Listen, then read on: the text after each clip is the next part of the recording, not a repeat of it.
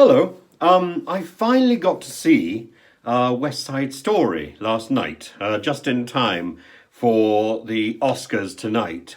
It's a contrived, artificial film, and yet I think it's utterly convincing drama, and it revives, I hope it revives, the musical. There have been several attempts over the last few years to revive the the Hollywood musical. And I don't think really other than the great and magnificent Chicago, there's been any real contribution to the medium until this film. And this film has gone slightly unnoticed.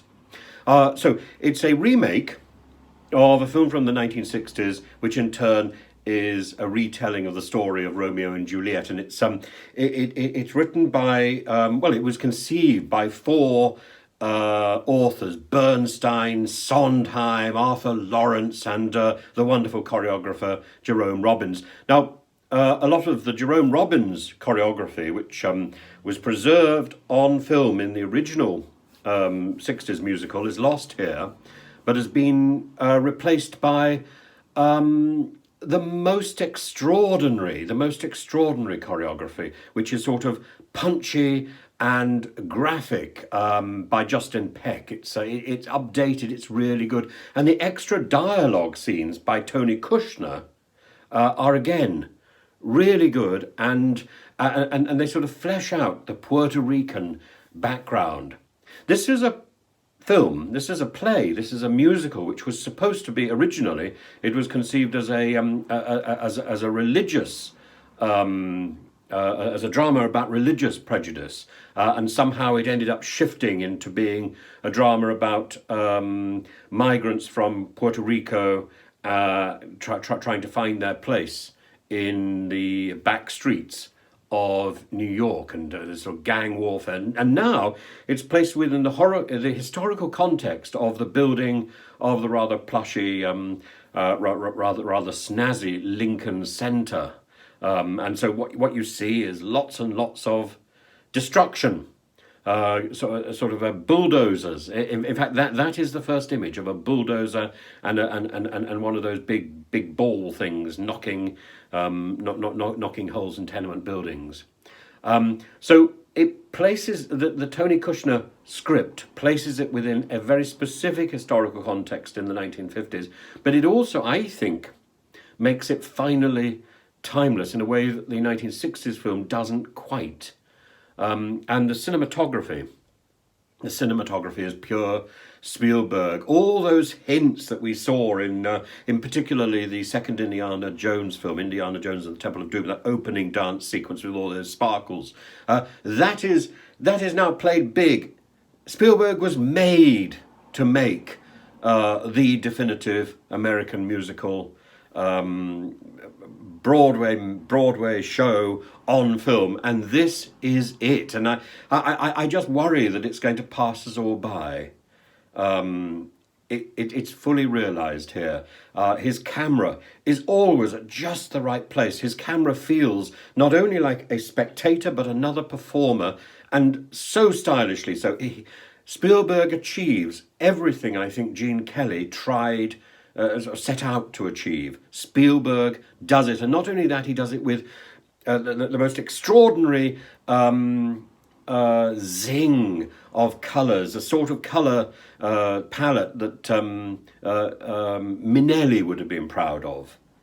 This is everything from the heyday of the MGM musical, made real for us today and made presentable for us today. I cannot praise it enough. There are three big moments that make this film sing and I'm afraid also make the 1960s film look rather weedy. There's the America song, which suddenly moves out into the street, and it's a sort of flash dance moment, and it is spectacular, particularly when the little boy starts dancing, and you'll see it. You'll see exactly what I'm talking about. It is filled with energy and life and sheer joy and colour. The dance at the gym, which in the original film is slightly prosaic, Here, it just is charged with energy and violence and, again, colour. And everyone is colour-coded. It is just so wonderful, so wonderfully artificial, and yet, at the same time, it comes across as real. Spielberg has defined what reality is.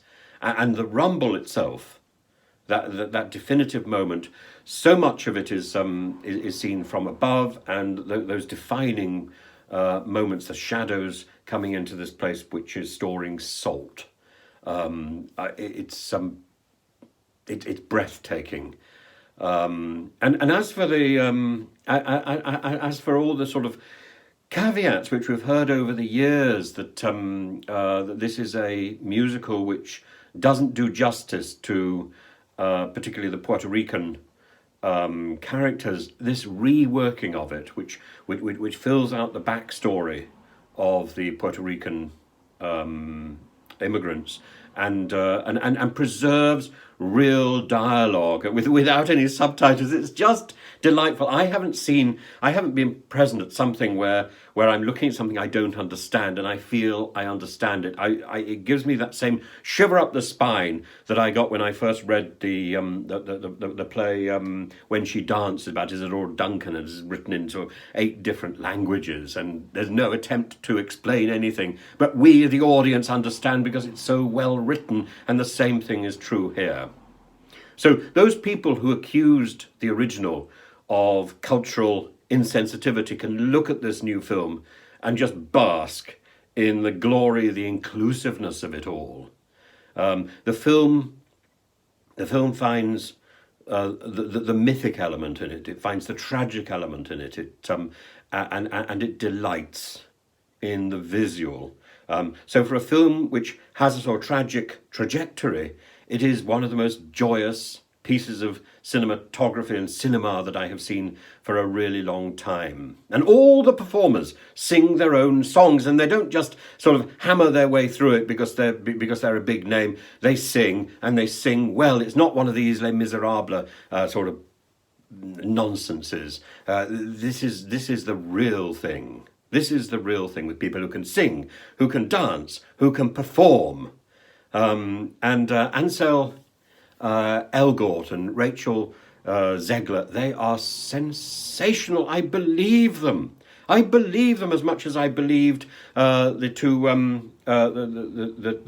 lovers in the Zeffirelli film all those years ago with Michael York. I believe them, and particularly, you know, that scene in the 1960s department store with all the girls wearing pink. I Feel Pretty. It's a real winner, and it's got fresh clarity. And this is the song that Sondheim was always apologising for. He was saying it was too clever for the character who was singing it. No, not in this case. Not in this case, because the context, the store environment justifies all the all the clever rhymes and the and all sort of advertising pizzazz, because that's where it's set.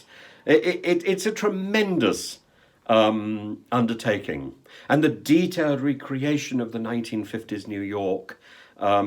That reality is at the same time enmeshed in theatricality. Rita Moreno, of course, is wonderful.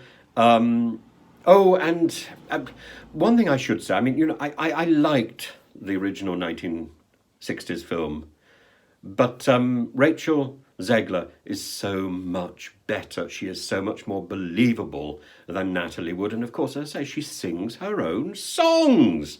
Oh, look, if you've got nothing better to do, go and see it or download it from Disney+.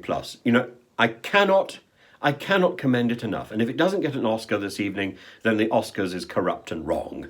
It deserves so much praise. It deserves the recognition that it so far hasn't really had.